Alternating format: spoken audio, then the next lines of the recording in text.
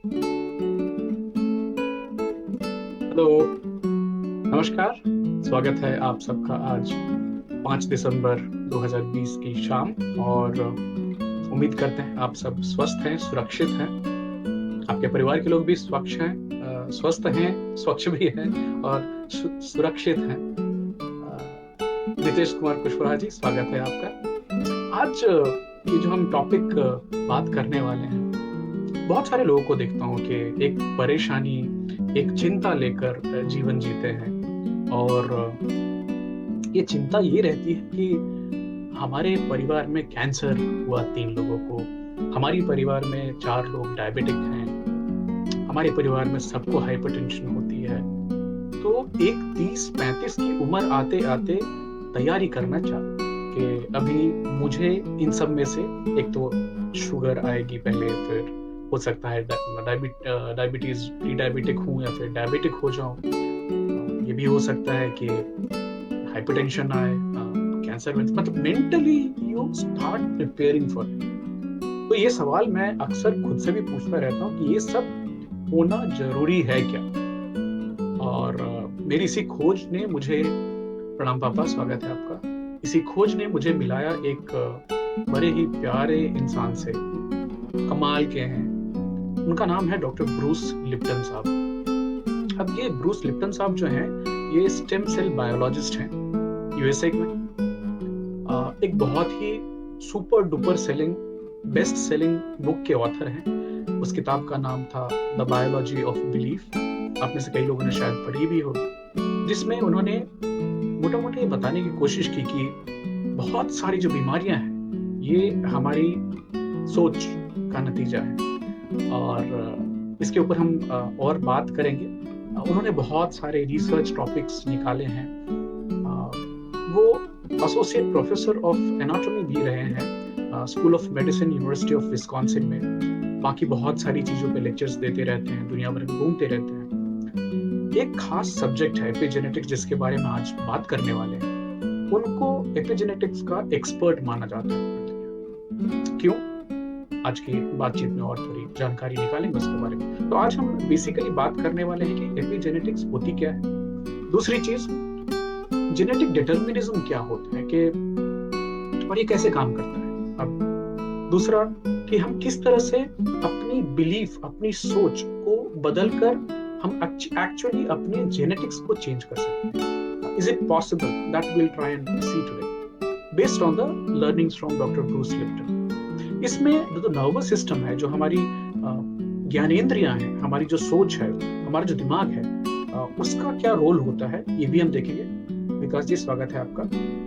और मुकेश जी, स्वागत है। 3 चीजें, what are 3 things which shift जब भी मैं और आप स्ट्रेस में होते हैं। तो ऐसी क्या चीजें चेंज होती हैं क्विकली, हम इसके बारे में, और मैं चाहूंगा कि आप लोग भी आपके जो विचार हैं, आपके जो प्रैक्टिकल एक्सपीरियंसेस हैं, उनको जरूर शेयर कीजिए, बताइए। तो जैसा पहले बता रहे थे, डॉक्टर ब्रूस लिप्टन साहब पढ़ाते थे, और पढ़ाने के दौरान, उस दौरान भी वो पढ़ाते थे जेनेटिक डिटर्मिनिज्म। अभी जेनेटिक डिटर्मिनिज्म क्या है? ये एक कन्वेंशनल बिलीफ है, एक हमारी पुरानी सोच है, जिसमें हर चीज के लिए जीन्स को रिस्पॉन्सिबल माना जाता है कि मेरे बाल काले हैं तो ये जेनेटिक है, मेरी आंखें इस कलर की हैं, वो जेनेटिक है। यहाँ तक कि आपकी कैरेक्टर जो लाइफ की है, आपकी फिजिकल कैरेक्टरिस्टिक हो, कि इमोशनल हो, कि बिहेवियरल हो, इन सब को जीन्स के ऊपर में बोला जाता है कि माँ बाप ने आपको जो जीन्स दी, उसकी वजह से आप इस तरह के हैं। तो मित्र जी, स्वागत है आपका। तो इस तरह की जो सोच है जेनेटिक डिटर्मिनिज्म की, ये हमें इस तरह से बताऊं कि हमें अपने माँ बाप से जीन्स मिल गए, उसने हमारी जिंदगी निर्धारित कर दी। अभी हम और आप उसमें कुछ ज्यादा कर नहीं सकते, क्योंकि हमारा कुछ कंट्रोल ही नहीं है हमारी जीन्स के ऊपर में। और हमारी जो भविष्य है, हमारा जो फेट है, वो सील्ड है। आगे क्या होने वाला है, आई हैव नो कंट्रोल। तो ये जो कॉन्सेप्ट है, इसको बोलते हैं जेनेटिक डिटर्मिनिज्म। मतलब जीन्स की वजह से ही आपके जीवन में सारी चीजें हो रही हैं। एक और सोच है इसमें, जो जीन्स है वो automatically turn on turn off होते रहते हैं, उस पे हमारा कुछ नियंत्रण नहीं है। तो हमारे शरीर में कैंसर की जीन है, वो कभी टर्न ऑन होगी, उस पर मेरा कोई नियंत्रण नहीं। ये एक तरह की इस सोच में ये भी है कि हार मानने वाला या इंसान को एक ऐसा महसूस होना कि मैं तो विक्टिम हूँ, अभी मेरे खुद के लाइफ पे मेरी जीन्स किस तरह रिस्पॉन्ड करेगी, I have no control, so you feel like a victim.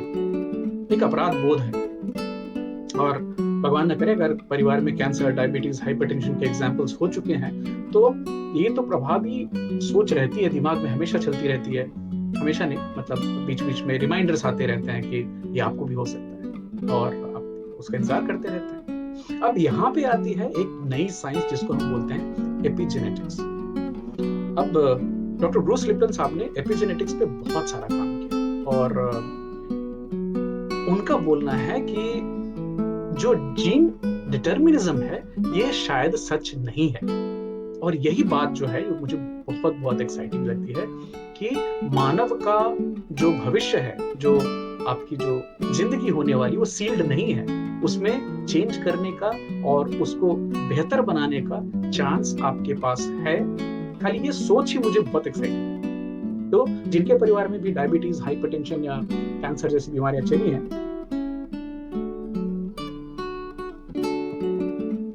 आपको डरने की जरूरत नहीं। अभी तक हमें ये बताया गया कि आपकी जेनेटिक थी, आप ऐसा होता था तो आपको आगे भी होने के चांसेस हैं, बाकी लोगों को भी यही जानकारी दी जाती थी। बट जो नई साइंस बता रही है, जो कि मुझे बहुत बहुत एक्साइटिंग लगती है, वो है एपिजेनेटिक्स। अभी देखिए, ये एपिजेनेटिक्स, एपी मतलब किसी चीज के ऊपर होना, दैट इज कॉल्ड एपिजेनेटिक्स। अब ये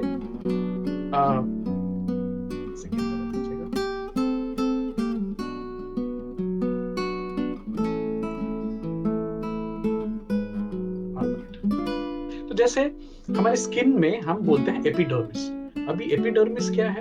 जो स्किन की सबसे ऊपर वाली जो सतह है, इसको एपिडर्मिस बोलते हैं। स्किन नीचे है बट इसके ऊपर में एपी, तो स्किन के ऊपर के लेयर को एपिडर्मिस बोलते हैं। उसी तरह एपिजेनेटिक्स इज कि हमारे जीन्स के ऊपर कुछ एक चीज है जो काम करती है, उसको हम बोलते हैं एपिजेनेटिक्स। आज उसको समझने की कोशिश करेंगे।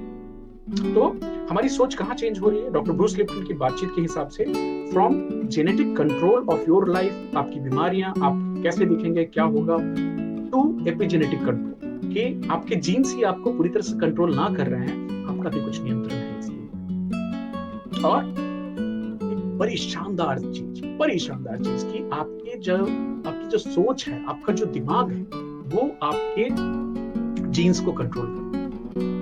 तो जो पहली कहानी में जो जेनेटिक डिटर्मिनिज्म की कहानी है, उसमें हम इंसान क्या है? हम विक्टिम है, कि हमारा कोई नियंत्रण नहीं है। लेकिन दूसरी कहानी जो एपिजेनेटिक कंट्रोल की कहानी है, इसमें हमारी सोच, हमारा मन, इसको बहुत प्राथमिकता दी गई है। और मुझे जो एक्साइटिंग बात लगती है कि हमारी जो माइंड है, हमारी जो सोच है, उसको तो हम जब चाहे तब हम बदल सकते हैं। मुश्किल होती है लेकिन असंभव नहीं। तो अगर हम अपने सोच को, अपने दिमाग को बदल सके, तो क्या हम अपने जेनेटिक्स को भी बदल सकते हैं? डॉक्टर ब्रूस लिप्टन साहब का बोलना है बिल्कुल संभव है। तो डॉक्टर ब्रूस लिप्टन के हिसाब से ये जो इंसानी शरीर है, ये इंसानी शरीर जो है, ये 50 ट्रिलियन सेल है हमारे, वो चमड़ों से ढका हुआ पेट्री डिश है। पेट्री डिश आपको याद होगा, बायोलॉजी की लैब्स में या अभी भी आप कल्चर कराते हैं तो उसमें बैक्टीरिया को ग्रो करने के लिए एक मीडियम दी जाती है, ग्लास की प्लेट, उसको पेट्री डिश बोलते हैं। तो ब्रूस लिप्टन साहब बोलते हैं कि आपकी जो शरीर है, 50 ट्रिलियन सेल घिरे हुए हैं और चमड़े से घिरे हुए हैं, और आप एक पेट्री डिश हैं। हमेशा एक कश्मकश चलती रहती है हमारे शरीर में। वो क्या है कि बाहर का जो वातावरण है, उसके हिसाब से इंटरनली हमारी जो कोशिकाएं हैं, हमारे जो ऑर्गन्स हैं, उसको कैसे ढाला जाए। तो ये जो एडेप्टेशन है, ये हमेशा चलती रहती है। फॉर एग्जाम्पल, मेरे लिवर सेल को कैसे मालूम कि बाहर क्या चल रहा है और किस हिसाब से ढलना है, क्या करना है। तो ये जो खाली मैंने लिवर का नाम लिया, बाकी भी दूसरे ऑर्गन्स हैं, उनको इंटरनल सेल्स को कुछ बाहर की माहौल कैसे मालूम पड़ती है, बाहर का वातावरण कैसे मालूम पड़ता है। तो वहां पे हमारा और हमारी जो आंख, कान, जो ज्ञानेंद्रियां हैं, हमारा जो नर्वस सिस्टम है,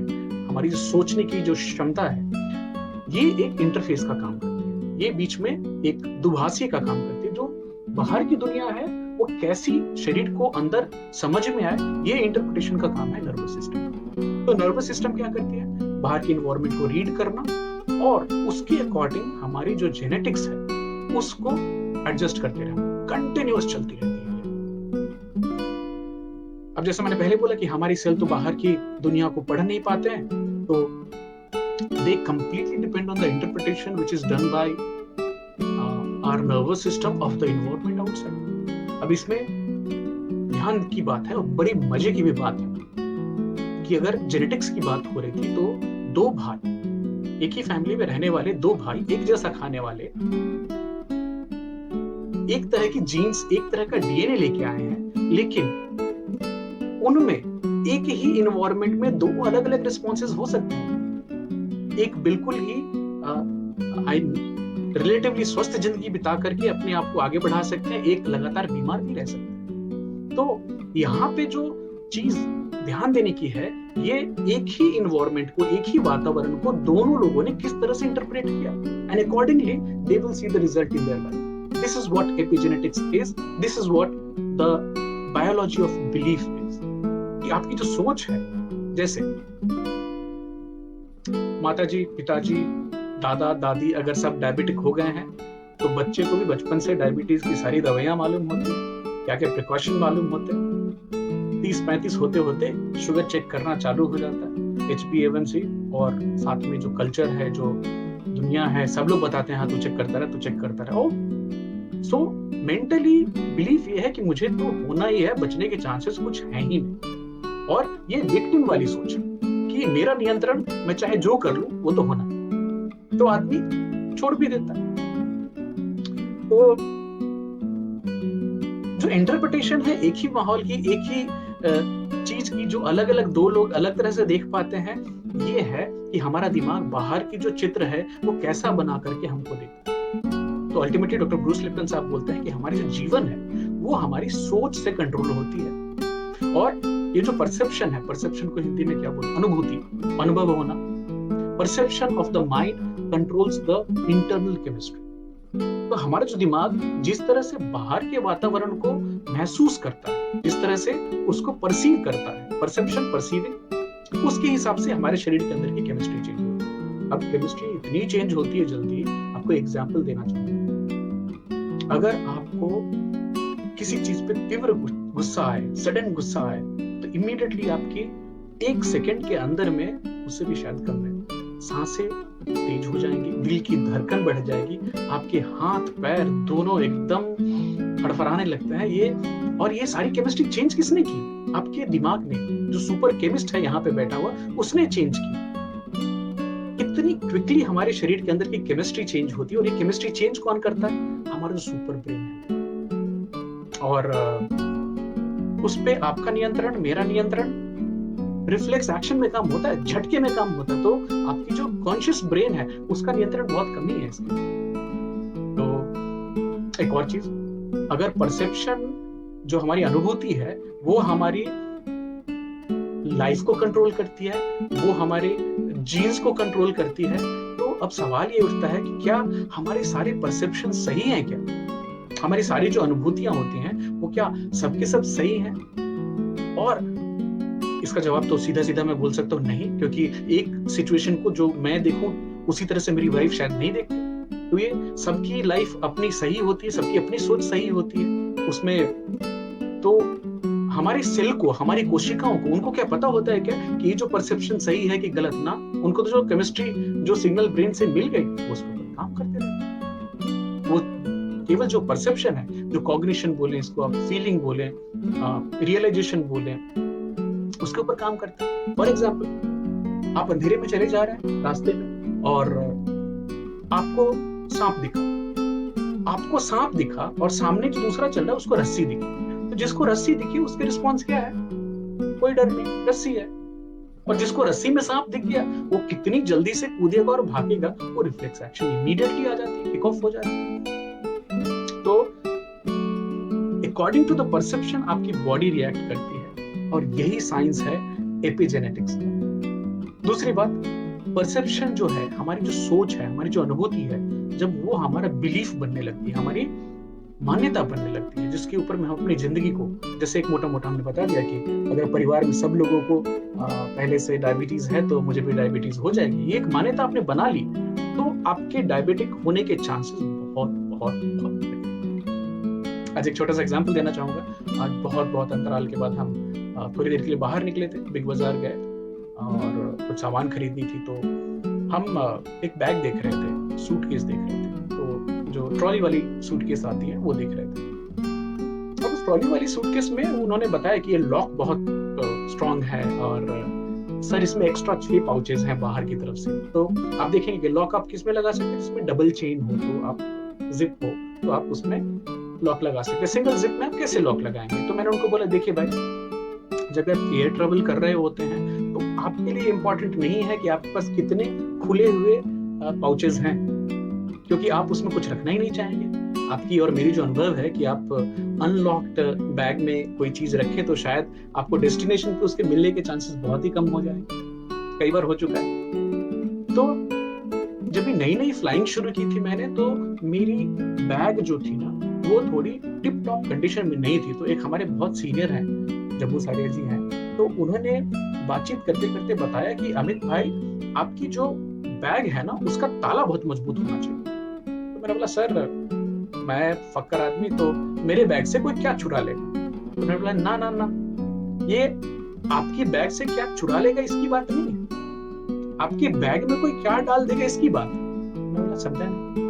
उन्होंने बोला देखिए, एयर ट्रैवल में बहुत तरह के लोग होते हैं, वो कस्टम्स में निकलने के समय या फिर सिक्योरिटी चेक के दौरान अगर आपकी बैग खुली हुई है और सील्ड नहीं है तो कुछ सामान डाल दें जो कि कॉन्ट्राबैंड हो सकती है, जो कि प्रतिबंधित चीज हो सकती है, और आप फंस जाएंगे। आप फिर उसके बाद बताते रहिए पूरी पुलिस को और कस्टम्स को कि नहीं नहीं ये मेरा नहीं है, कोई नहीं भरोसा करने वाला। तो जब मैंने ये चीज आज उस बच्चे को बताई जो मुझे वो बैग दिखा रहे थे, तो एक तो पहले आश्चर्य हुआ उनको, फिर बाद में बोलते हैं सर ये दुनिया बहुत खराब होती जा रही है। तो मुझे उस समय ज्यादा समय नहीं था कि मैं उनको थोड़ा रुकूं और बताऊं कि दुनिया सही हो रही है कि खराब हो रही है, बट ये उनकी बिलीफ उन्होंने बना ली कि ये दुनिया जो है बड़ी खराब हो रही है। और दोस्तों,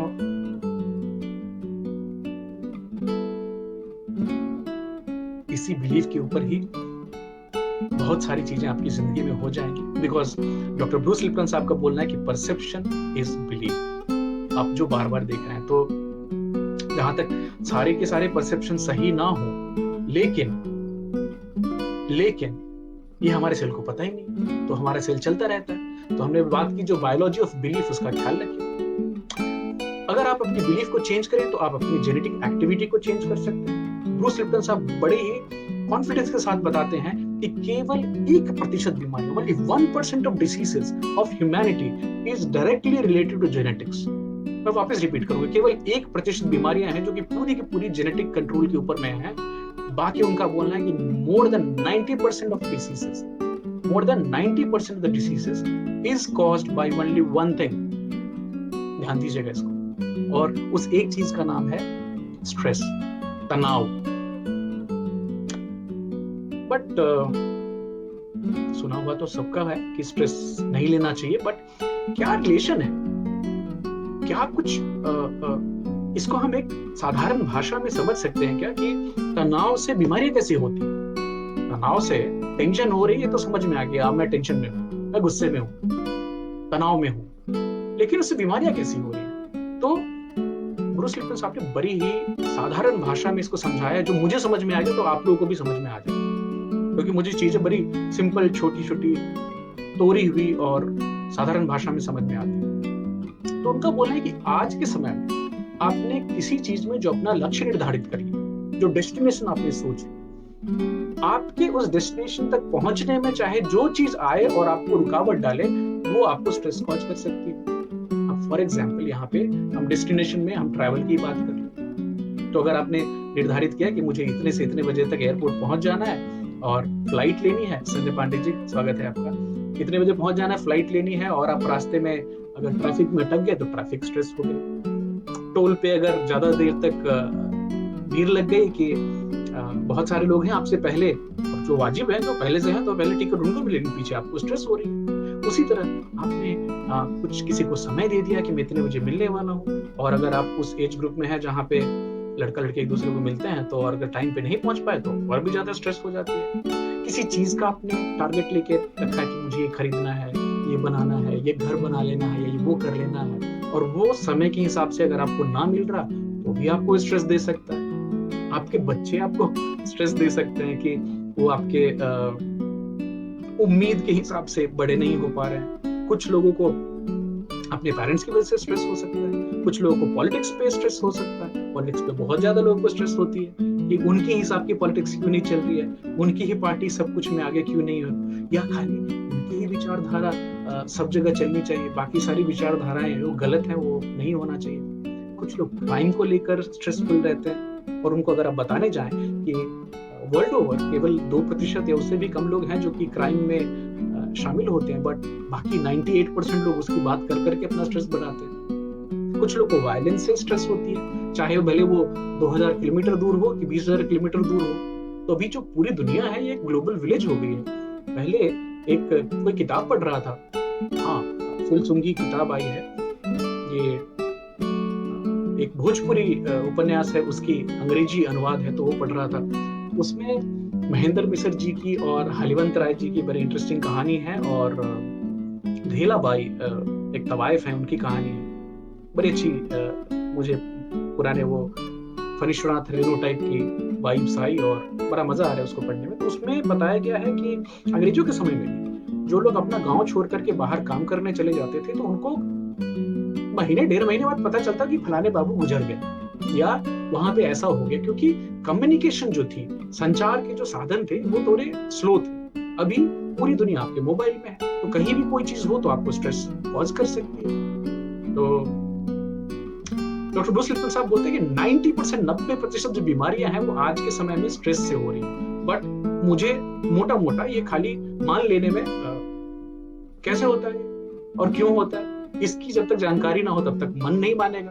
तो इसे में हमने थोड़ी डीप डाइव की, और तो बताते हैं कि स्ट्रेस जो है वो हमारी परसेप्शन की वजह से हमें इस दुनिया में स्ट्रेस नजर आती है, और हमारी जो सेल्स हैं, हमारी जो कोशिकाएं हैं, वो स्ट्रेस की तरफ से रिस्पॉन्स करती हैं। तो पहला जो वो एक इंडिकेशन देना चाहते हैं कि जब भी आप तनाव में होते हैं तो आपकी जो रोग प्रतिरोधी क्षमता है, जो इम्यून सिस्टम है, वो कॉम्प्रोमाइज हो जाती है। वो स्ट्रेस जो है, जो तनाव है, वो हमारी इम्यूनिटी के ऊपर में एक नेगेटिव असर डालता है। कैसे? हमारी बात तो मतलब अगर आज का सिनेरियो ले रहे हो, जो करंट सिनेरियो जहाँ पे कोविड है और बहुत सारे लोग मर रहे हैं, पूरी दुनिया में चिंता हो रही कि वैक्सीन आएगी, कब मिलेगी, तो एक बड़ी स्ट्रेसफुल सिचुएशन है। अभी ये पैंडेमिक है, इसमें हम सबको क्या लग रहा है, हम सबको एक थ्रेटनिंग फील हो रहा है कि आगे जिंदगी कैसे चलेगी, क्या हमारे बच्चे स्कूल जा पाएंगे, हमारे बच्चे कॉलेज जा पाएंगे, हम क्या नॉर्मल ट्रैवल कर पाएंगे, बहुत सारे सवाल। तो हमें सब तरफ से एक थ्रेटनिंग सा माहौल लग रहा है, और इसका मतलब कि हमारे लिए स्ट्रेसफुल सिचुएशन क्रिएट हो रही है। तो खाली मैं आपको 2000 साल पीछे ले जाना चाहूंगा, जो कि डॉक्टर ब्रूस लिप्टन साहब बताते हैं कि अगर 2000 साल पहले आप सोचें कि एक इंसान जो था उसके लिए थ्रेट क्या थी, तो एक जो इंसान था उसको 2000 साल पहले थ्रेट सबसे बड़ी होगी तो एक शेर या बाघ, हम बाघ को ही ले लेते हैं, हमारा जो राष्ट्रीय पशु है। तो आप जंगल में हैं और सडनली आपको बाघ के दहाड़ने की आवाज आई और सामने आपको नजर भी आया कि ये सामने और नजरें मिली, आप भी वहां रुके, बाघ भी रुका, और दोनों देख रहे हैं कि अगला रिस्पॉन्स क्या होने वाला है। अभी बाघ के सामने आप क्या करेंगे? अब बाघ क्या करेगा? मान लो भूखा है तो वो आपको पीछा करने की कोशिश करेगा। उस समय क्या होगा? आप दौड़ेंगे, या मैं दौड़ूंगा, इस तरह से दौड़ूंगा जैसा कभी नहीं दौड़ा, कमाल की दौड़ होगी। उस समय में जब भी आप भाग रहे हो, और खाली 2000 साल पहले की बात है, जब भी आप भाग रहे हो, जान बचाने की कोशिश कर रहे हो, इस जान बचाने की कोशिश में आपके लिए सबसे इंपॉर्टेंट ऑर्गन कौन सा है? हाथ और पैर। आप भागे, पैर पे चढ़ जाएं, कुछ करें, लेकिन कभी भागना है। तो उस समय आपकी जो पूरी बॉडी है वो रिफ्लेक्स एक्शन में क्या करती है, आपके जो मसल्स हैं उनको हाथ में और पैर में बहुत सारा न्यूट्रिशन जाना चाहिए, बहुत सारी एनर्जी जानी चाहिए। तो एनर्जी कैसे जाती है हमारी बॉडी में? खून के थ्रू जाती है। मतलब आपके पूरे शरीर में जो ब्लड की सप्लाई है उसको और जगह पे कम करो और हाथ और पैर में ज्यादा खून की सप्लाई। बहुत सिंपल है। तो जब भी हम किसी तरह का तनाव महसूस करते हैं तो हमारे शरीर में जब ये स्ट्रेस हार्मोन्स रिलीज होते हैं, और बड़े मजे की बात है, ध्यान से सुनिएगा, तो अभी भले आप घर में बैठे हैं और घर में बैठे बैठे आपको तनाव हो गया, सडनली आपके हाथ और पैर में खून की सप्लाई तेज हो जाती है। और क्योंकि बॉडी को तो पता नहीं आप किस तरह का स्ट्रेस है, उसको तो वो शेर वाले स्ट्रेस की आदत है, वो चाहता है कि आप भागें उस सिचुएशन से निकल जाए। नतीजा ये कि आपके पेट में जो गट है, आपका पेट और बाकी जो ऑर्गन्स काम करते हैं, उन सब की ब्लड सप्लाई को इमीडिएटली बंद किया जाता है कि ये आदमी को अभी शेर से बच के या बाघ से बच के भागना है। और याद कीजिएगा, आपकी 80% जो इम्यूनिटी है वो आपके पेट के इर्द गिर्द रहती है, बाकी बैक्टीरियाज और बाकी चीजें हैं। तो अभी मतलब मोटा आपको सोचना है कि जब भी आदमी को शेर दिख गया और बाघ जो है वो आपके पीछे दौड़ रहा है, तो उस समय आपकी प्रायोरिटी पेट में जो खाना बचा है, रखा है, उसको पचाना प्रायोरिटी है आपकी, कि उस बाघ से भाग करके अपना जान बचाना। क्योंकि अगर मान लीजिए बाघ ने आपको पकड़ लिया तो आप उस शरीर का क्या करेंगे? उसका तो हो गया जो होना था, वो रहेगा ही नहीं। तो उस समय आपकी जो रिफ्लेक्स एक्शन है वो इतना शानदार काम करती है, सारी बाकी चीजों की प्रायोरिटी को कम करो, इस आदमी को बचाओ, इसको भगाओ, इसके पैर में और हाथ में खून की सप्लाई करो। तो 3 चीजें जो मैंने पहले बताई थी, आपको ध्यान दीजिएगा वापस। नंबर 1 चीज, जब भी तनाव आप महसूस करते हैं, आपका ब्रेन परसीव करता है, अनुभूति होती है कि मैं तनाव में हूं, मुझे यहाँ पे खतरा है, और उस समय हमारे शरीर में बहुत ही क्विकली स्ट्रेस हार्मोन रिलीज होते हैं। हमारी पेट की जो खून सप्लाई करने वाली जो धमनियां हैं वो बहुत क्विकली स्क्वीज शट होती है, बंद हो जाती है, कम हो जाती है, और हमारे पैर में और हाथ में खून की सप्लाई बढ़ जाती है। बॉडी का पूरा जो मेंटेनेंस है ना, जो बचाना है, ग्रो करना है, वो सब बंद हो जाता है। तो क्यों? क्योंकि आपकी प्रायोरिटी है भागना, जान बचाना। बचेंगे तो बाद में मेंटेनेंस किया जाएगा। एक और, ये जो शेर है या फिर चीता है या फिर बाघ है जो आपके पीछे दौड़ रहा है, वो कितनी देर तक? तो हमारे 2000 साल पहले जो हमारे पूर्वज थे, उनकी स्ट्रेस की लेवल होती थी 10 से 15 मिनट। या तो मारे गए, काम खत्म, स्ट्रेस भी खत्म, बच गए तो कहानियां सुनाएंगे कि बच गए, तनाव तो खत्म हो गया। अब हमारे साथ बात करते हैं उसकी। लेकिन एक और चीज बताना चाहूंगा कि जब ये मैंने भी महसूस किया है, आपने भी, कि जब सडनली आपको बहुत तेज डर लगे ना, तो पेट में कुछ अलग सी एक अनुभूति होती है। ट्रेनिंग में हम उसको बटरफ्लाइज इन द स्टमक बोलते हैं, कि आप कितने भी स्किल्ड ट्रेनर हो, कितना भी आपने प्रोग्राम कर लिया हो। मैं खुद की बात कर सकता हूँ कि अभी आपके सामने एक 1500-1600 लोग का हुजूम है, एक बड़ा हॉल है, आपको जाकर उन सबको एड्रेस करना है, good morning everyone, how you doing and all. और स्टेज पे चढ़ने के पहले आपने स्टेज की सीढ़ियों को प्रणाम किया, चढ़ रहे हैं, उस समय आपके पेट में एक सडनली एक जो खुलबुलाहट होती है, जो फ्लटरिंग होती है, क्वीजी फीलिंग, कई बार तो वॉमिट भी कर दिया है मैंने प्रोग्राम शुरू करने के पहले, और उसके बाद अच्छा लगता है। तो ये जो बेचैनी है, ये कारण ये है कि मैंने स्ट्रेस को महसूस किया, मेरी बॉडी ने इमीडिएटली पेट में जो खून जा रही थी उसको कम किया, सप्लाई को, और मुझे सडनली वो फील हुई कि अरे कुछ तो हो रहा है, जिसको गट फील हो रहा है। एक और एग्जांपल आपको, और इसके साथ साथ अगर मान लीजिए कोई चिंता वाली चीज है, तो आपकी पूरी जो रीढ़ की हड्डी है उसमें करंट जैसा दौड़ जाता है। ये सब होने को एक माइक्रो सेकेंड लगता है, इतनी जल्दी, इतनी तेजी से ये सब रिस्पॉन्सेस होते हैं। हाय वीरभद्रा जी, स्वागत है आपका। हमने सबने जीवन में अलग अलग समय पे this adrenaline rush we have felt. अभी मैं खुद की अपनी एक छोटी सी एग्जांपल बताना चाहता हूँ।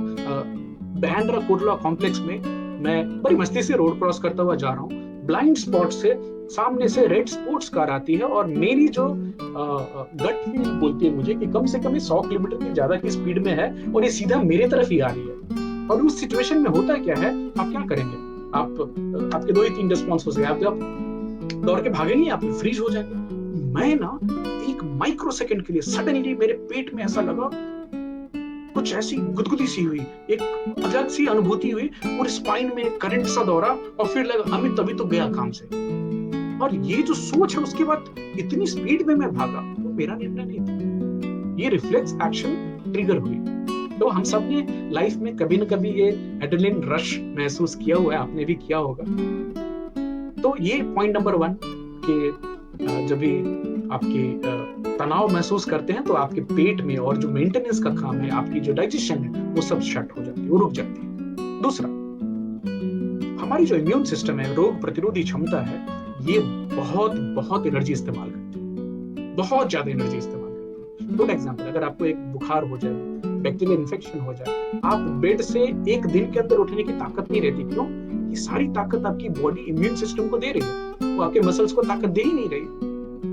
तो फॉर एग्जाम्पल मान लीजिए कि आप वही शेर वाली सिचुएशन, आपके पास सामने फिर से बाघ खड़ा है, लेकिन अभी आपको पता है आपको बैक्टीरियल इन्फेक्शन भी है। तो बैक्टीरियल इन्फेक्शन है तो आपके सामने शरीर को प्रायोरिटी लेनी है कि बाघ से बचना है कि बैक्टीरियल इन्फेक्शन को बचाना है। ऑब्वियसली बाघ से बचना है, क्योंकि बाघ से नहीं बचे तो वो बैक्टीरियल इन्फेक्शन बाघ के लिए प्रॉब्लम दे सकता है, वो बाघ देखे क्या होगा। तो जो स्ट्रेस हार्मोन है वो हमारी इम्यून सिस्टम को भी शट ऑफ कर देती है कि ये जो इम्यून सिस्टम इतना सारा एनर्जी लेती है, इस एनर्जी को हमें इस इंसान के पैर और हाथों को देना है, जिससे कि भाग कर अपने जीवन को सुरक्षित कर सके। तो मतलब हम जो इन्फेक्शन है उससे बाद में भी लड़ सकते हैं, पहले बाघ से बच लें। ये बड़ी इंटरेस्टिंग सोच लगी मुझे। तो डॉक्टर ब्रूस लिप्टन साहब एक बड़ी इंटरेस्टिंग बात और बताते हैं कि जो ऑर्गन ट्रांसप्लांट होते हैं उसमें जो ट्रांसप्लांट सर्जन्स हैं, they also use something called stress hormones. और वो स्ट्रेस हार्मोन्स ट्रांसप्लांट केसेस में इसलिए दिया जाता है कि जो रिसिपिएंट है वो दूसरे का जो ऑर्गन लेता है उनकी बॉडी उसको रिजेक्ट ना करे। तो जब भी आप स्ट्रेस हार्मोन देंगे तो बॉडी दूसरे ऑर्गन को रिजेक्ट नहीं करेगी, क्योंकि इम्यून सिस्टम को स्लो कर देती है, कम कर देती है। तो पॉइंट नंबर 2, जब भी आप तनाव में होते हैं तो आपकी इम्यून सिस्टम स्लो हो जाती है, कमजोर हो जाती है एज कंपेयर टू जब भी आप तनाव में नहीं होते। बहुत बहुत इंपॉर्टेंट बात है।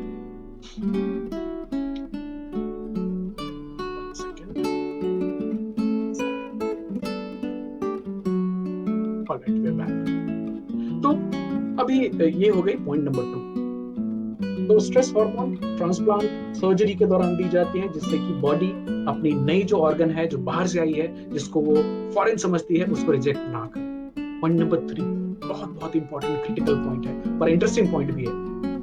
हमारी 4 ब्रेन है, जो सामने की ब्रेन है ये, और ये हाइंड ब्रेन है पीछे। जो जिन लोगों को याद होगा हमारी पुरानी एपिसोड में हमने बात की थी, ये 4 ब्रेन प्रज्ञा, सोच, क्रिएटिविटी सब यहाँ से आती है। और ये जो है तो हमारी पीछे है, जिसको मैं डॉगी ब्रेन बोलता हूँ, इसको ट्रेन करना इंपॉर्टेंट है। ये क्या करता है? ये हमें जीवन बचाता है। ये दोनों में फर्क क्या है?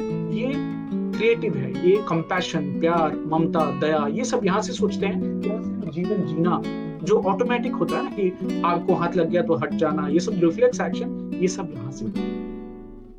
जब भी आप तनाव में होते हैं, जब भी मैं तनाव में होता हूँ, जब भी हमें एक आदमखोर शेर दिख जाता है, तो ऑटोमेटिकली सामने का जो प्री फ्रंटल कॉर्टेक्स है, जो 4 ब्रेन है, उसको खून सप्लाई देना कम हो जाता है और खून की सप्लाई सीधे सीधे यहाँ जाती है। तो जब भी वो बैंड्रा कॉम्प्लेक्स में बीच रोड पे मुझे सामने से आती हुई कार दिखाई दी और पेट में वो सडनली एक फीलिंग हुई कि कुछ तो हुआ है, और उसके बाद मैं सडनली कूद के बहुत तेजी से स्पीड से भाग के निकल गया, वो एक्शन मेरा नहीं था। तो जब भी वो स्ट्रेस हार्मोन रिलीज हुई, उसने जाके यहाँ मेरे 4 ब्रेन को खून की सप्लाई कम की, पीछे वाले ब्रेन को खून की सप्लाई बढ़ी। मेरी बॉडी ने एक रिफ्लेक्स एक्शन में आकर के ये काम किया और वहां से निकल गया। कुछ लोग जो कार चलाते हैं उनके लिए एग्जांपल देना चाहूंगा कि मान लीजिए आप कार चला रहे हैं, आप कार स्पीड से चला रहे हैं और सडनली आपकी कंट्रोल जाती है। थोड़ी देर के लिए आपका कॉन्शियस जो ब्रेन है वो इसको समझता है, लेकिन जहां इसके बियॉन्ड स्ट्रेस हार्मोन रिलीज हुई, आपको लगा कि आप गए काम से, तभी इमीडिएटली जो आपका हाइंड ब्रेन है वो एक्शन में आ जाएगा, और चाहे वो आपको बचा दे या चाहे आपको एक्सीडेंट की स्थिति में पहुंचा दे। एक और चीज, इन दोनों ब्रेन में फर्क क्या है? आगे का जो है ये इंटेलिजेंस है, ये आपकी प्यार, कंपैशन, दया, सोच, रणनीति, ये सब यहां से। पीछे फटाफट ये जानवर जैसा काम करना है इसका। तो इंटेलिजेंस आपकी कम हो जाती जब भी आप स्ट्रेस में होते हैं। मतलब जब अगर आप तनाव वाली सिचुएशन में हैं तो आप ऐसे इंटेलिजेंट डिसीजंस नहीं ले पाएंगे। और एक और चीज बात करने की है कि ये जो तनाव की जो स्थिति पहले होती थी, जो हमारे दादा परदादा, उनसे भी बड़े दादा परदादा 2000 से 1000 साल पहले जब ये जंगलों में होते थे, शेर से भागना, किसी जानवर से भागना, तो वो स्ट्रेस का सिचुएशन 10-15 मिनट में खत्म हो जाता था। आज हमारे और आपके जीवन में जो तनाव है वो 24/7 365 साल के पूरे हर दिन में कुछ ना कुछ कहीं ना कहीं उल्टा पुल्टा हो रहा है और उसका तनाव हम ले रहे हैं। चाहे टीवी से आ रही है, चाहे मोबाइल से आ रही है, चाहे लैपटॉप से आ रही है, न्यूज़पेपर पढ़ के आ रही है, मैगजीन से आ रही है, ट्विटर से, फेसबुक से, बहुत सारी साजिश वाली थ्योरी चल रही होती हैं और आपका तनाव का लेवल हमेशा बढ़ा रहता है। डॉक्टर ब्रूस लिप्टन साहब का बोलना है कि हमारी बॉडी, आपकी बॉडी इतना तनाव झेलने के लिए कभी नहीं बनी थी। हमारे लिए मैक्सिमम तनाव जो होता था 10-15 मिनट का, उसके बाद आदमी रिलैक्स होता है, अपनी वास्तविक स्थिति में, नॉर्मल सिचुएशन में आता है और आपकी लाइफ नॉर्मल हो जाती है। तो उनका बोलना है कि अभी की जो hyper active, hyper stressed life situation में हमने अपनी बॉडी में इतना ज्यादा stress because of our perception of the outside world has created कि आप क्या क्या कर रहे हैं। पहला, आपने सबसे पहले अपनी बॉडी की मेंटेनेंस जो है, ग्रोथ है, उसको तनाव की वजह से रोक लिया। आपकी डाइजेशन रुक जाती है, आपके गट में ब्लड की सप्लाई बंद हो जाती है, कम हो जाती है। दूसरा आप करते हैं, आपकी इम्यून सिस्टम को आप तनाव के समय में उसको कमजोर कर देते हैं क्योंकि आपको ताकत चाहिए उस स्ट्रेस को झेलने के लिए। और तीसरी चीज, आपकी जो प्रीफ्रंटल कॉर्टेक्स है, जो फोर ब्रेन है, इसको ब्लड की सप्लाई कम हो जाती है। आप डम होते जा रहे हैं, मैं डम होता जा रहा हूँ क्योंकि मैं जितना तनाव लूंगा मेरा ये पीछे का ही वो डॉगी ब्रेन ज्यादा चलेगा, ये प्रज्ञा कम चलेगी। और ये तीनों एक ऐसी डेंजरस सी सिचुएशन बना देते हैं कि बहुत सारी बीमारियां हो रही, बहुत सारे मेंटल इश्यूज हो रहे हैं और इन सब में हम एक मोटा एक जो डिफिटिस्ट एटीट्यूड है कि ये सब मेरे नियंत्रण में थोड़े ना है, ये तो जीन्स है। तो डायबिटीज भी जीन्स की वजह से हो रही है, कैंसर जीन्स की वजह से हो रही है, इन सब पे हमारा नियंत्रण है नहीं। तो आपको एक नई इंफॉर्मेशन डॉक्टर ब्रूस लिप्टन दे रहे हैं, मुझे भी एक नई इंफॉर्मेशन मिली कि नहीं भाई, आप ही हैं कंट्रोल में। जीन्स को एक बहाना ना बनाए कि ये तो जीन्स की वजह से हो रहा है। और एक और चीज, जो हम कम इंटेलिजेंट होते जा रहे हैं, उसका एक आपको प्रत्यक्ष प्रमाण देना चाहूंगा कि आप देख लीजिए आजू बाजू में जितनी टेलीविजन न्यूज पे जितनी तेज कर्कश आवाज में बातचीत होगी, अगर दो लोग घर में भी अगर दो अलग अलग गुट के हैं तो वहां भी इनफाइटिंग हो जाएगी। क्यों? तनाव क्रिएट हुई, आपका जो इंटेलिजेंस है वो भूल जाता है कि सामने वाला भाई है मेरा, सामने वाला मित्र है, मेरा पड़ोसी है, बट उस समय अपने पॉइंट को, अपने स्ट्रेस को कंट्रोल करने में, और जो वो क्या कर रहे हैं, वो तो आपको तनाव से बचाने की कोशिश कर रहे हैं, मारो, जीतो, भाग जाओ, तो इनफाइटिंग बहुत होगी। जब भी आपको स्ट्रेस होगी तो एम्पैथी कम हो जाती है, कंपैशन कम हो जाता है। बहुत सीधी बात है कि आपको तनाव में, आपको गुस्से में दया नहीं आती है। क्यों नहीं आती? और गुस्से में आदमी बहुत बड़े क्राइम भी कर जाते हैं क्योंकि आपकी जो फोर ब्रेन है उसको ब्लड की सप्लाई ही कम हो गई है, तो बेचारा काम कैसे करेगा? तो ये है वंडरफुल साइंस ऑफ एपिजेनेटिक्स। कल मैं इसके ऊपर ही थोड़ी और बातचीत करना चाहूंगा। दो चीजें आपको बताऊंगा कि हमारा जो मानव शरीर है एपिजेनेटिक्स के हिसाब से वो इम्यूनिटी कैसे पैदा करता है। दूसरा, चार ऐसी चीजें जो हम अपने जीवन में अगर लाएं तो हम अपनी इम्यूनिटी को अच्छा कर सकते, इंप्रूव कर सकते, बिहेवियर, हम उसकी बात करेंगे।